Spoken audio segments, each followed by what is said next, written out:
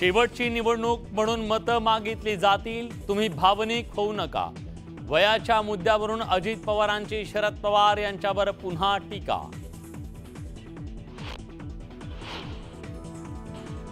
खोटारडेपणाचा आणि हुकुमशहाचा मी विरोधक, तर केंद्राच्या योजनांचा सर्वाधिक लाभ गुजरातला।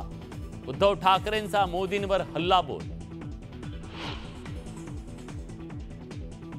ठाकरेंनी 10 आमदार निवडून आणून दाखवावेत, रामदास कदमांचं ठाकरेंना आव्हान।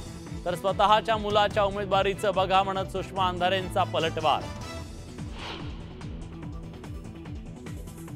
उद्धव ठाकरेंकडून केसरकरांचा गद्दार म्हणून उल्लेख, तर आपल्या संघर्षामुळे शिवसेनेला सिंधुदुर्गात उभारी मिळाली हे विसरू नका। दीपक केसरकरांचं ठाकरेंना प्रत्युत्तर। राजीनामा दे नाहीतर समुद्रात उडी मारा, त्याचं आम्हाला काय देणं घेणं। राजीनामा देऊन उपकार केले का, मनोज जरांगे पाटलांचा भुजबळांवर हल्लाबोल। उल्हासनगर पोलीस ठाण्याबाहेरच्या गोंधळाचा सीसीटीव्ही समोर। गोंधळानंतर पोलीस निरीक्षकांच्या केबिनमध्ये झाला गोळीबार।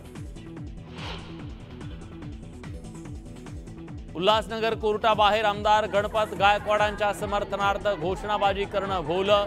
30 ते 40 कार्यकर्त्यांविरोधात गुन्हा दाखल। धारावीकरांच्या पुनर्वसनाला मुलुंडकरांचा विरोध, मानवी साखळी करत निदर्शनं।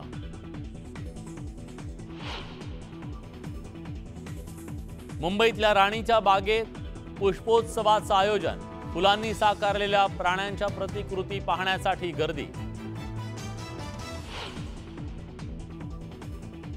आणि विशाखापट्टणम कसोटीत इंग्लंडला विजयासाठी 332 धावांची तर भारताला 9 विकेट्सची गरज। कसोटीत कोण मारणार बाजी, क्रिकेट प्रेमींचं लक्ष।